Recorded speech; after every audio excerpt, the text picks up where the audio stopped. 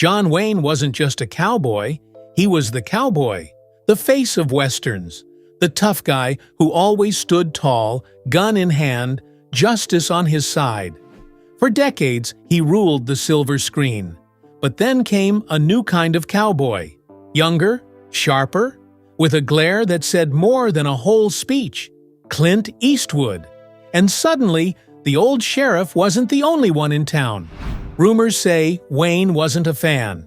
Some say he was even afraid, not of Clint's gun, but of what he stood for. So, what really happened between them? Join us as we take a closer look at their tense rivalry and uncover why John Wayne truly disliked Clint Eastwood. A boy named Marion. Before the world knew him as John Wayne, he was born as Marion Robert Morrison on May 26, 1907, in Winterset, Iowa. He came into the world big, 13 pounds to be exact. Locals didn't know he would grow up to be one of the biggest names in Hollywood. His parents were Clyde and Mary Morrison. His family had roots in Ireland and Scotland. His great-great-grandfather came from County Antrim, Ireland, and they originally came from the Isle of Lewis in Scotland. Wayne's father worked as a pharmacist. The family moved around before finally settling in Glendale, California. That's where young Marion began to find his place. In school, he was bright. He did well in both studies and sports. He was part of the football team and also joined the debate team. He led the Latin Society and even wrote for the school newspaper. But there was one thing that stuck with him forever: his nickname. A fireman near his school started calling him Little Duke because he was always with his huge dog named Duke. Marion liked it better than his real name. From then on, he was just Duke. Wayne wanted to join the U.S. Naval Academy, but his grades weren't good enough. So instead, he went to the University of Southern California, USC, and studied pre-law. He was also a member of the Trojan Knights and joined the Sigma Chi fraternity. Standing over 6 feet 4 inches tall, he played football for the USC team under coach Howard Jones.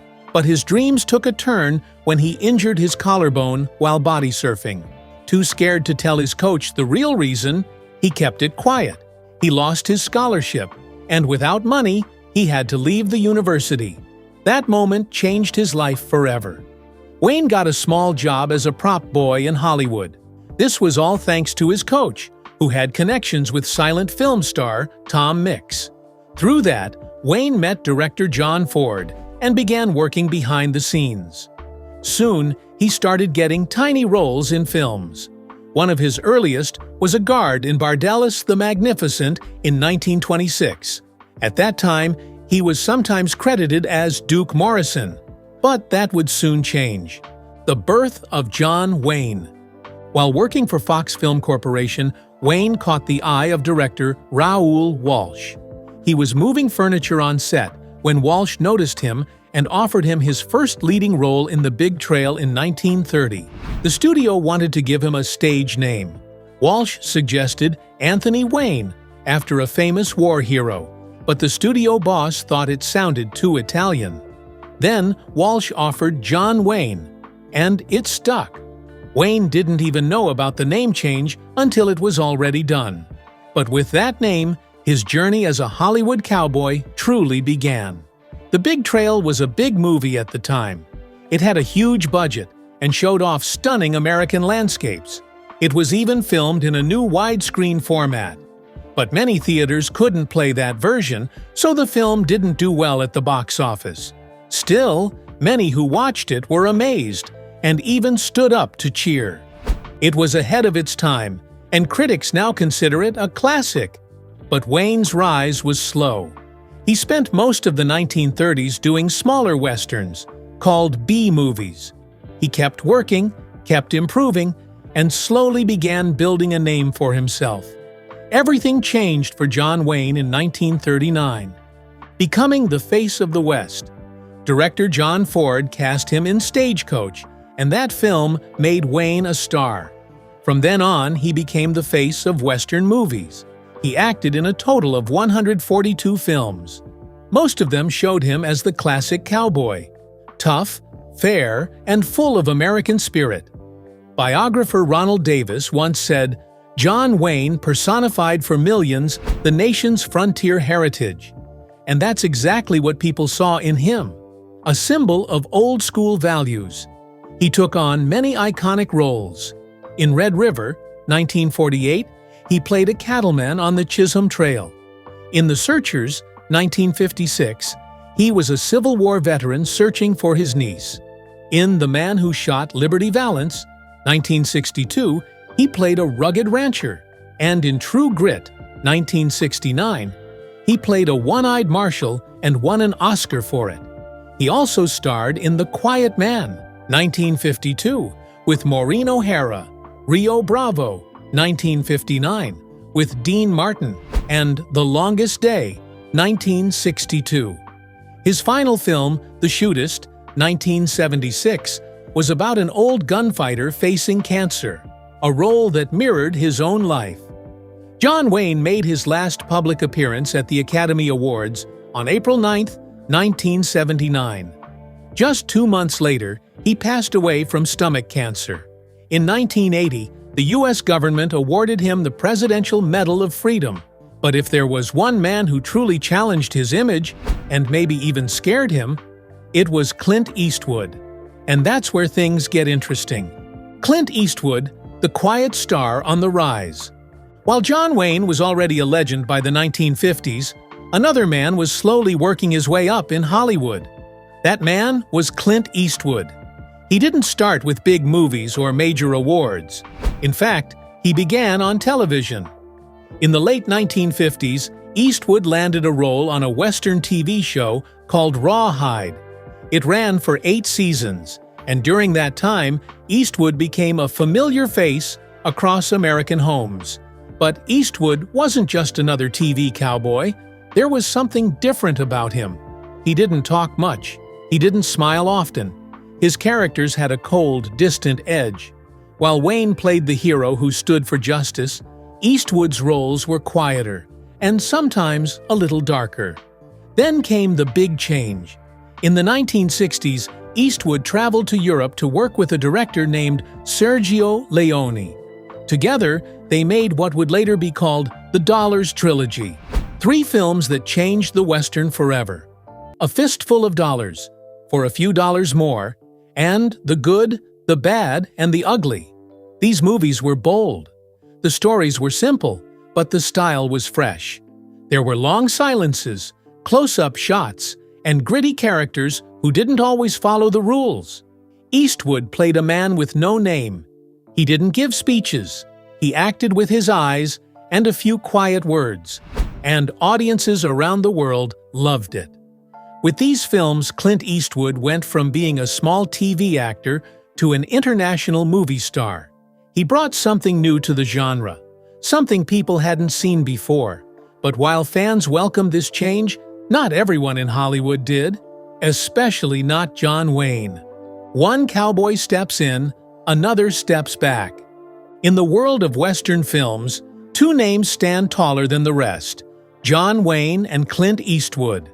They both gave unforgettable performances, but strangely, they never shared the screen. It wasn't for lack of opportunity. The truth is, they didn't get along. You see, John Wayne was the king of Westerns for decades. He shaped what a hero looked like on screen: strong, brave, and always doing what was right.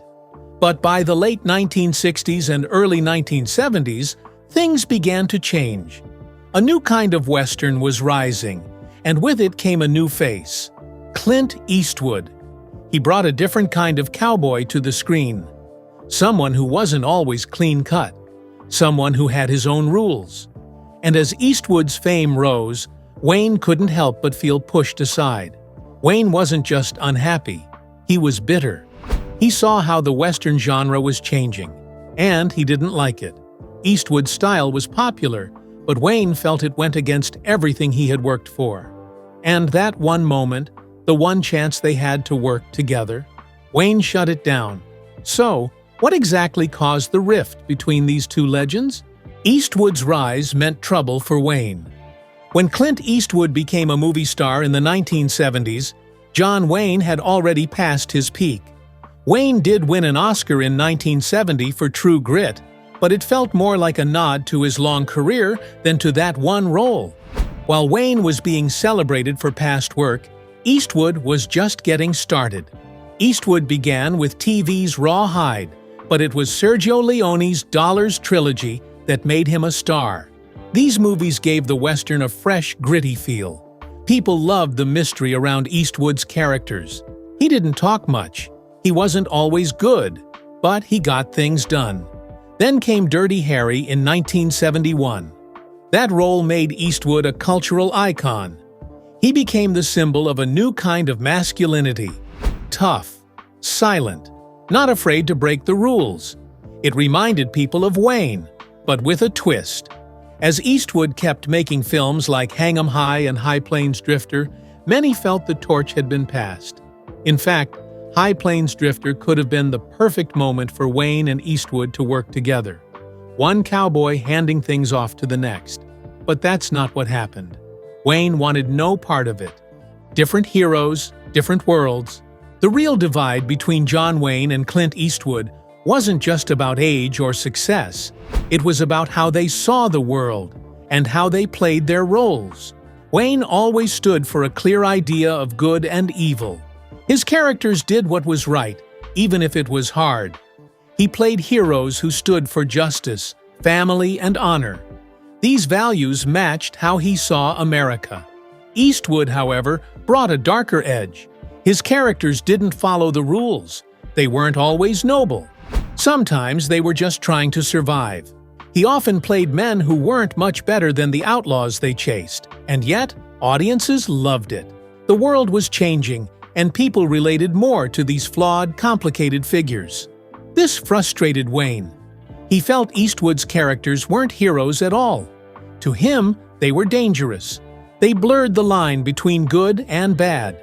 And in Wayne's eyes, that hurt the Western genre. It also challenged everything he had built over decades. The more Eastwood rose, the more upset Wayne became. But it wasn't just about acting, it was personal too. The movie that broke the bond before it began. In 1973, Clint Eastwood released a film that pushed John Wayne over the edge. That film was High Plains Drifter. It told the story of a quiet, mysterious man who rides into a small town. He's hired to protect the people from 3 violent criminals. But there's a twist.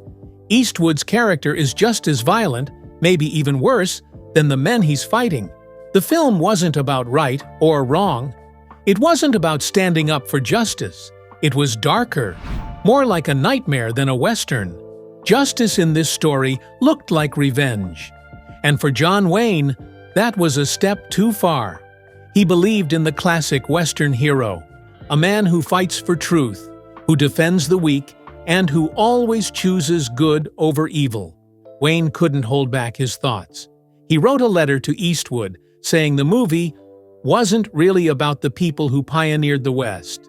Wayne believed Eastwood had twisted the meaning of Western films. He saw High Plains Drifter not as a story, but as an insult to everything he had stood for. Eastwood, on the other hand, never claimed the movie was based on real life. He was creating a fable, a dark story with a lesson. But after that letter, something became clear to him. 2 generations were now arguing over what the Old West was. And neither was willing to see the other side. But what Eastwood didn't expect was that this letter wasn't just about one film. It was also John Wayne's way of saying no to a major project they could have worked on together. For John Wayne, Western films were never just stories. They were personal.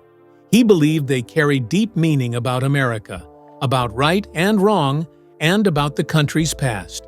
Wayne saw himself not just as an actor, but as someone who was protecting the values of the West. Wayne believed Westerns should show courage, honor, and justice. Eastwood's version, in his eyes, destroyed that image. Eastwood later explained his side. In his book, Ride, Boldly Ride, he said the film was meant to be a fable, not a history lesson. He wrote, "It wasn't supposed to be anything about settling the West." And when Wayne criticized the film, Eastwood replied, "There's 2 different generations, and Wayne wouldn't understand what I was doing. This wasn't just a difference of style, it was a clash of beliefs. Wayne stood for tradition, Eastwood stood for change, and both saw Westerns as a reflection of something bigger, America itself.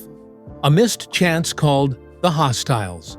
During the early 1970s, there was one real shot for Clint Eastwood and John Wayne to star in a movie together. A filmmaker named Larry Cohen had written a Western script called The Hostiles. It was about a young gambler who wins half the estate of an older man. The young role was meant for Eastwood, and the older character was written for Wayne. Eastwood liked the idea. He thought the movie could be something special, so he bought the script and tried to bring Wayne on board. But Wayne took one look and said no. He felt the story leaned too much into the style of the spaghetti westerns, movies he already hated. Still, Eastwood wasn't ready to give up.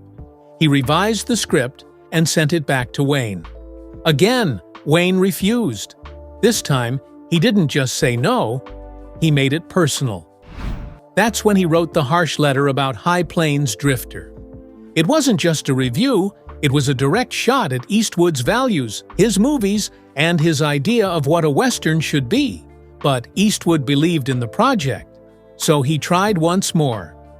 One final time, he gave the script to Wayne's son, Mike, and asked him to pass it on. And Mike did. He handed it to his father while they were out sailing. Wayne took one look at it and snapped, "This piece of shit again," before tossing it into the ocean. That moment sealed everything. Eastwood stopped trying. The film never happened, and the two stars never worked together. But fate had one last moment in store for them. One final meeting on set. Though they never worked together, the two cowboys did meet face to face. It happened years later on the set of The Shootist. That was John Wayne's final film. He was working with Don Siegel, a director who had worked with Eastwood many times before. Eastwood came to visit the set one day. When Wayne heard Eastwood was there, he didn't rush to meet him. There had been too much tension, too much said between them. But then something changed. Wayne learned that Eastwood, like him, was a strong Republican. That was enough for Wayne to put the past aside.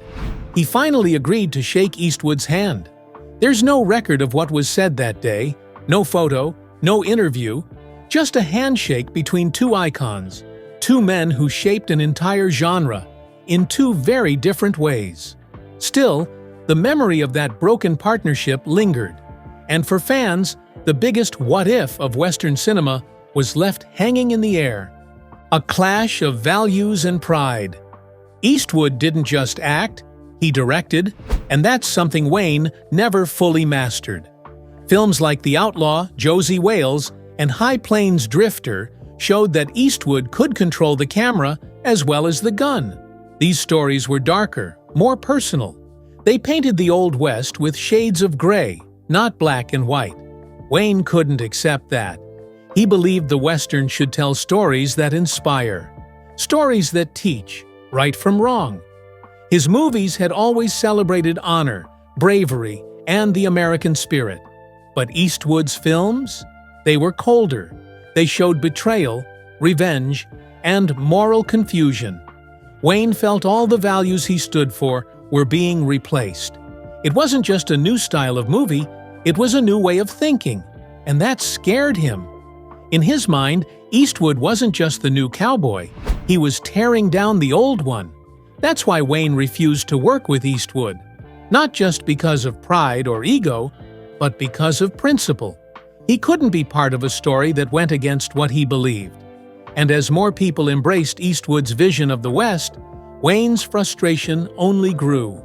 The Western genre was changing, and so was America, but John Wayne didn't want to go with it. Wayne's movies were part of his politics. John Wayne never separated his film roles from his personal views.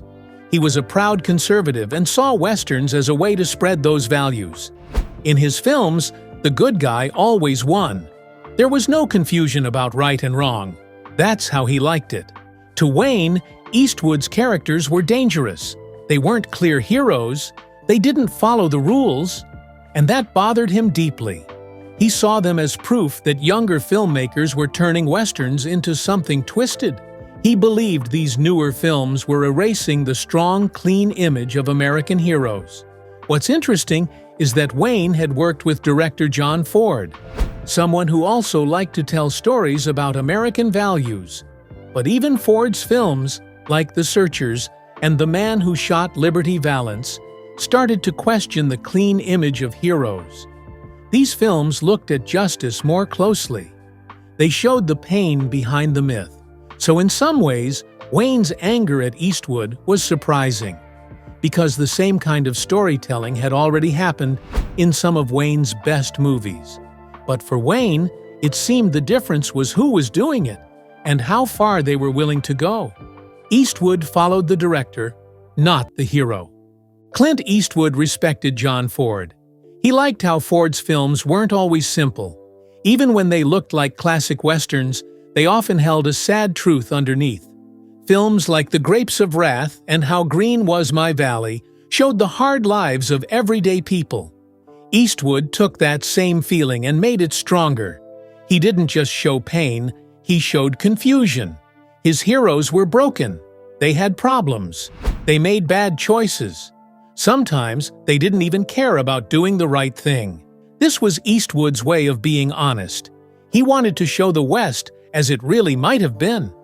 In High Plains Drifter, Eastwood played a man who punished a town not just with guns, but with guilt. It was more about emotions than action, and that's what upset Wayne. Wayne believed these kinds of stories weren't just different, they were harmful. He saw Eastwood as someone tearing down everything he had built. For Wayne, it wasn't about changing with the times, it was about keeping things pure. But for Eastwood, questioning the old ways was the only way forward. A feud that reflected generations. When John Wayne passed away in 1979, Clint Eastwood quietly took over as the face of the American cowboy. He didn't ask for the title, but with movies like Unforgiven, he earned it. That film won the Academy Award for Best Picture and became one of the greatest westerns of all time.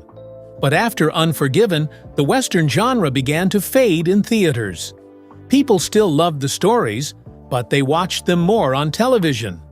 On the big screen, there were fewer great westerns, and no actor since has captured the same attention or love that Wayne and Eastwood did. Maybe that's why the feud between them still feels so big. It wasn't just about two actors. It was about two different times, two different kinds of heroes. Wayne believed in stories that made you feel proud. Eastwood showed stories that made you think. Wayne may not have liked Eastwood's work, but that doesn't mean he was wrong. Maybe he saw something most people missed. Maybe he knew that if westerns lost their clear sense of good and bad, they would also lose their place in people's hearts. But Eastwood didn't stop at westerns. He went further. He questioned the violence and values at the center of American stories. He became a director who didn't just tell tales, he challenged the truth behind them. And in doing so, he became something more than just the man who replaced John Wayne. He became the next step in the story, and yet, that story always circles back to what could have been, if Wayne had just said yes. Wayne believed people went to the movies to feel proud, not confused. He thought heroes should be people to look up to, not question. And in a way, he wasn't wrong. Today, the most popular movies are still about simple heroes and villains. It's a formula that works. But Wayne had flaws too. He was known to be harsh and sometimes close-minded. He called the movie High Noon, the most un-American thing I've ever seen, just because the hero was scared and needed help from his wife. He also turned down a role in All the King's Men, saying the film wasn't American enough. So maybe the feud between Wayne and Eastwood wasn't just about movies. It was about how hard it is for one generation to let go, and for the next one to take over. Eastwood broke the mold for good. In the end, Clint Eastwood didn't just act in westerns, he changed them. He introduced the anti-hero. A man who doesn't always do the right thing, but who has his own code. This wasn't just a new kind of cowboy, it was a whole new way of telling stories. Eastwood didn't throw away the values Wayne believed in. He still talked about honor, family, and justice. But he looked at those values more closely. He asked hard questions. He showed that good people can make bad choices, and that bad people might have good reasons. His movies explored what happens when justice fails, when the law doesn't work, when a man has to choose between right and wrong without clear answers. And that made the stories feel real. People saw themselves in those characters. They weren't perfect, but they tried. Even in movies outside the Western genre, Eastwood's style stayed the same.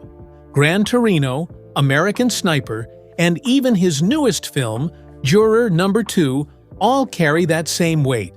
They ask what it means to be a good person, and they never offer an easy answer.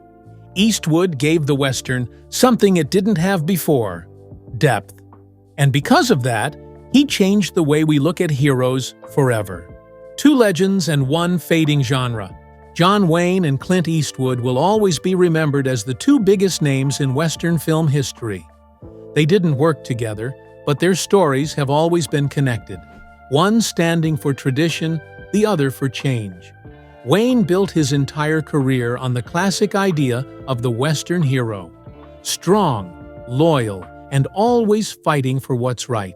He made over 140 films and became the symbol of old-school American values.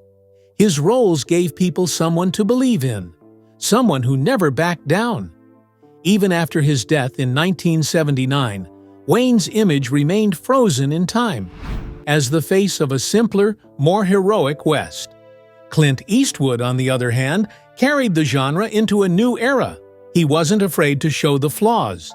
His characters weren't perfect. They had doubts. They made mistakes. But that's what made them feel real. He directed films that asked tough questions about justice, violence, and what it really means to be a hero. His work gave the Western depth, and his legacy goes far beyond the cowboy hat. But what about Westerns today? Once the most popular genre in Hollywood, Westerns have slowly faded from the spotlight. Big-budget cowboy films are now rare. Audiences prefer superheroes and sci-fi battles. When Westerns are made, they often struggle at the box office. Even great ones barely make a mark. Apart from a few hits like Unforgiven and Tombstone, there haven't been many Westerns in recent years that people remember. Maybe John Wayne was right in some ways. Maybe the Western lost its magic when it stopped showing simple heroes. Or maybe, as Clint Eastwood believed, the genre had to grow to survive. Either way, one thing is certain. Without John Wayne and Clint Eastwood, the Western wouldn't be what it is today. They shaped it, changed it, and carried it through generations. And even if Westerns aren't as common as they once were, their stories about courage, struggle, and the wild unknown still live on through these two legends. Do you think the Western genre will ever return to its former glory? And whose legacy do you think had a bigger impact on Hollywood, John Wayne or Clint Eastwood? Share your thoughts in the comments below. And don't forget to hit like, subscribe, and stay tuned for more incredible stories from Hollywood's fascinating history. See you next time.